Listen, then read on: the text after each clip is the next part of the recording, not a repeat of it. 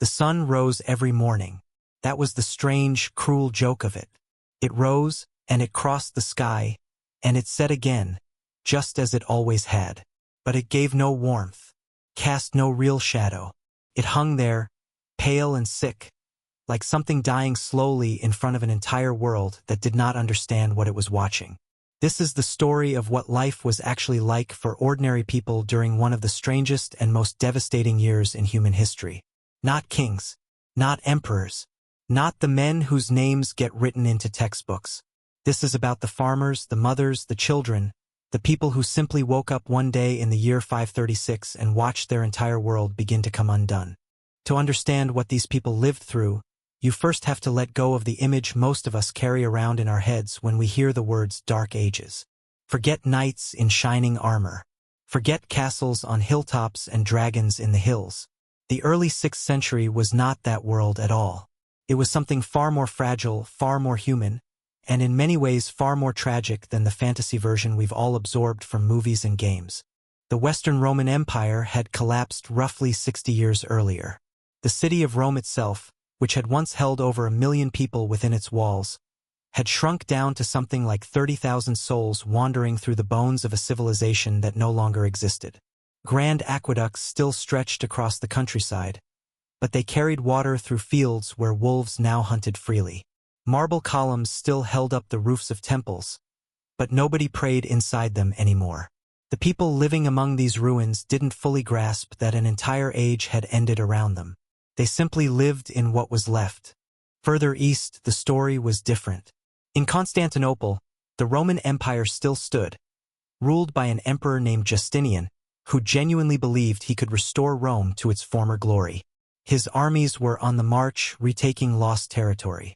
His architects were raising the most magnificent church the Christian world had ever seen. There was a sense, in the East at least, that the old world might somehow be reborn. But across the forests of northern Europe, life looked nothing like either of these worlds. The forests stretched on for what felt like forever, dark and largely unbroken, home to peoples the Romans had once dismissed as barbarians. The Franks, the Goths, the Saxons, the Lombards, the Slavs. Some of these groups had built kingdoms out of the wreckage of Roman provinces. Others still lived much as their ancestors had, in long wooden houses gathered around a central hearth, telling stories of their gods late into the night. And in the middle of all this, there were the ordinary people.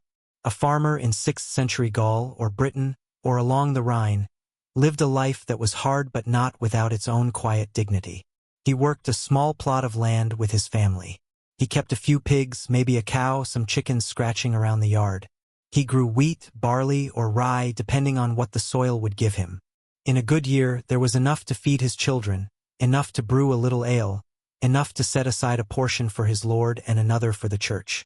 He owned an iron axe, a wooden plow, perhaps a clay pot or two that had been passed down through the family. His wife spun wool into thread and wove it into cloth with her own hands. His children played with carved wooden toys and bone dice by the fire. It was a small life, a quiet life, but it worked. It had worked for generations, and there was no reason to believe it would ever stop working. And then came the spring of the year 536.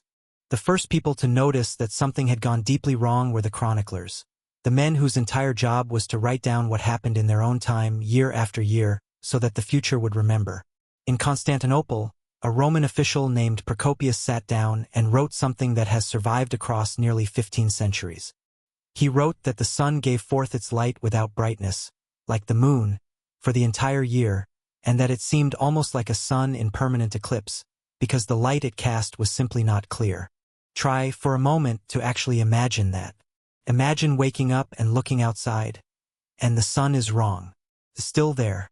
You can still point to it in the sky, but it gives no real heat. It throws no proper shadow at noon. It looks pale, almost sickly, like a coin that has been left out in the rain too long. And then the next morning it's the same. And the morning after that. And the one after that. In Italy, a senator named Cassiodorus wrote a letter to his fellow nobles, trying desperately to make sense of what was happening around him. "We marvel," he wrote, "to see no shadows of our bodies at noon. The sun's rays are weakened. They appear of a bluish color. We have a summer without heat. The crops have been chilled by north winds. The rain is denied. Across the sea in Ireland, monks sitting in their cold stone monasteries kept careful yearly records, as they always did. Their entry for this period is short, but it carries a weight that's hard to describe. A failure of bread, they wrote. A failure of bread from this year until 3 years later. 3 years. 3 years of watching the harvest fail, again and again with no understanding of why. On the other side of the world, in China, official court records describe something almost otherworldly. A strange yellow dust falling from the sky like snow, the stars themselves dimmed, summer arriving with frost still clinging to the ground, crops that simply refused to ripen no matter how long they were left in the fields. This was not bad weather. This was not an unlucky season. Something had happened to the entire planet at once, and not a single person alive had any way of understanding what. Picture, now, a particular family. Not anyone famous. Not anyone whose name made it into any record. A farmer in the Frankish countryside, somewhere in what we would now call France, in the summer of that terrible year. He has planted his fields exactly as his father did, and his father before him. He has watched the sky his whole life, learning its moods the way a musician learns a song they've played 1,000 times. He knows when the rains usually come. He knows when the warmth usually settles into the soil. And this year, none of it happens the way it should. The wheat that ought to be standing tall and golden by midsummer stays short, stunted, pale. The leaves on the trees never reach their normal deep green. The birds that should be filling the air with noise are oddly quiet. The bees, who should be everywhere this time of year, simply don't come. By July, frost is still appearing on the ground some mornings. By August, the truth becomes impossible to avoid. There will be no real harvest this year. There is grain left over from the previous season. Maybe enough to stretch carefully through a few months. Maybe, if rationed with painful discipline, enough to make it through the winter. But then the next planting season arrives, and the sky still hasn't healed. The seeds that go into the ground either don't grow at all, or come up so weak and stunted that they're barely worth harvesting. And now the storehouse, which once felt like a guarantee against hunger, is nearly empty. This is what was actually happening in millions of homes across half the known world. And the people living through it reached for the only tools they had to explain it, the language of religion, of omens, of divine punishment. A monk in Syria wrote that the sun had turned dark, and that its darkness lasted for 1.5 years, and that people said the sun might never fully recover its light again.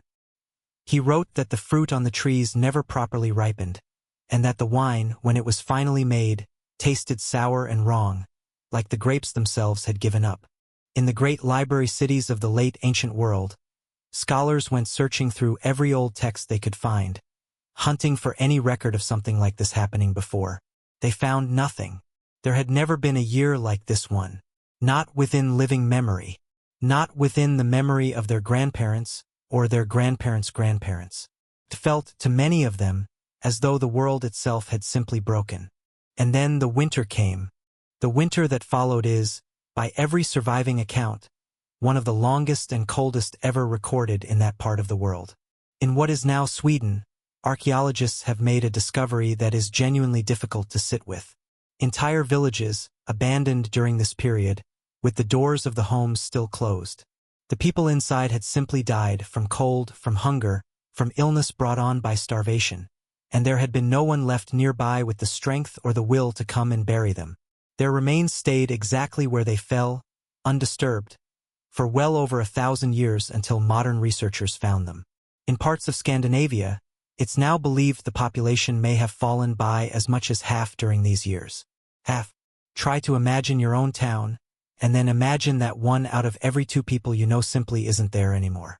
It's no surprise that the people of the North carried the memory of this time forward into their mythology for centuries afterward. They called it the Fimbulwinter, the Great Winter, the Winter of Winters, the terrible winter said to come just before the end of the world itself. In their old stories, the Fimbulwinter is the sign that the final battle of the gods is approaching. The sun is swallowed. The crops fail everywhere. People turn on each other out of desperation. For a long time, modern scholars assumed this was simply myth, a poetic way of imagining an apocalypse that had never actually happened. We now understand that it wasn't invented at all. It was memory. Their ancestors had genuinely lived through it, and they had passed that memory down the only way they knew how, as a story so terrible that it could only belong to the ending of all things. But the cold, as devastating as it was, turned out to be only the beginning. When spring finally returned the following year, people allowed themselves to hope. They had survived one impossible year. They had buried their dead. They had eaten the very last of their grain, slaughtered the last of their livestock, and in some recorded cases, boiled old leather just to make something resembling broth. They lit candles in their churches and their long houses and prayed that this year, finally, the sun would come back the way it used to be. Didn't. The strange haze in the sky was thinner now, but it was still there. The harvest failed a second time. The Irish monks, in their quiet, understated way, wrote the same two words again in their yearly record: failure of bread.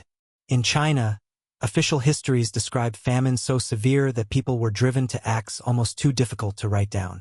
Across Mesopotamia, families abandoned the countryside entirely and crowded into cities, searching for food that simply wasn't there to find.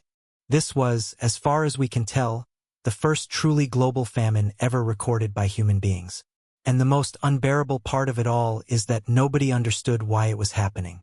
For almost 1,500 years, this mystery simply sat there, unsolved. Historians who came across these old accounts of a dimmed sun and endless failed harvests genuinely didn't know what to make of them. Some assumed the writers had exaggerated for dramatic effect, as people sometimes did in that era. Others guessed at a passing comet, or perhaps a massive forest fire somewhere that had filled the sky with smoke. It wasn't until the late 20th century that the real answer finally began to surface, and it came from a place nobody would have expected. Came from ice. Deep in Greenland and Antarctica, scientists drilling down into the ancient polar ice sheets were pulling up long cylindrical cores of frozen water, each one a kind of frozen diary of Earth's atmosphere stretching back tens of thousands of years. Every single layer held tiny traces of dust, pollen, and chemicals that had been present in the air during the exact year that particular layer of snow had fallen. And in the layer that corresponded to this devastating year, researchers found something extraordinary: an enormous spike in sulfate particles, the unmistakable chemical fingerprint of a massive volcanic eruption. It took years of careful work to finally pin down where that eruption had actually happened. In 2018, a research team led by a historian at Harvard finally found the answer by analyzing microscopic shards of volcanic glass preserved in the Greenland ice, fragments so small they could only be seen under a microscope. The chemistry matched a specific source. The eruption had come from Iceland, sometime in the early part of that fateful year. Somewhere on that remote island of fire and ice, the earth had torn open. Millions of tons of ash and sulfur dioxide had been thrown high into the upper atmosphere, where the prevailing winds carried this invisible veil eastward across Europe, across Asia, across the Middle East. It blocked out a meaningful portion of the sun's light. It cooled the entire northern half of the planet. And in doing so, it set off a chain reaction of crop failure, famine, and death that would last for years afterward. As if that weren't enough, the ice cores also reveal that another volcano erupted only a few years later, and possibly a third not long after that. It was, by some measures, the worst stretch of volcanic activity in the last 2,000 years of recorded climate history. None of the people actually living through this had any way of knowing any of it. They had no telescopes, no microscopes, no ice cores, no satellites. To them, this dimming of the sun could only be explained as an act of God, or the work of demons, or the anger of older gods returning to reclaim something that had once been theirs. So they did the only things they knew how to do. They fasted. They prayed. They walked in long, desperate processions through their starving towns. In some places, people quietly went out at night to leave small offerings at old, half-forgotten pagan shrines, just in case the old gods were the ones who needed appeasing. And then, in the year 541, something else arrived, something that would prove far more devastating than even the famine had been. A ship arrived at a port in Egypt, having sailed from somewhere along the East African coast. On board, hidden among the cargo, were rats. and on those rats were fleas. And in those fleas was a bacterium that we now know by a single simple name, the plague. Within months, the disease erupted outward from that port and began sweeping across the wider Mediterranean world. Within a year, it had reached the very heart of the empire, Constantinople itself. At the worst point of the outbreak, those living through it claimed that as many as 10,000 people were dying every single day, in a city of perhaps 500,000 souls. The same Procopius who had written about the dim sun years earlier now wrote one of the most haunting eyewitness accounts to survive from the ancient world. He described how it began with a sudden fever, how dark swellings appeared on the body, how some victims slipped into a deep, unwakeable sleep, while others were driven into a kind of wild delirium, running through the streets until they simply collapsed. He wrote of bodies piling up faster than anyone could bury them, of enormous pits dug outside the city walls, of towers along the fortifications eventually sealed shut because there was nowhere else left to put the dead. He wrote, too, of the quiet streets that had once been full of noise and movement now eerily silent. He himself caught the illness and somehow survived it, though by his own account he was never quite able to speak about those days without a kind of horror creeping back into his voice. This outbreak, now known to historians as the Plague of Justinian, would return again and again in waves over the following 2 centuries, ultimately killing an estimated 30 to 50 million people across Europe, Asia, and North Africa. It reshaped the ancient world in ways that are still being studied today.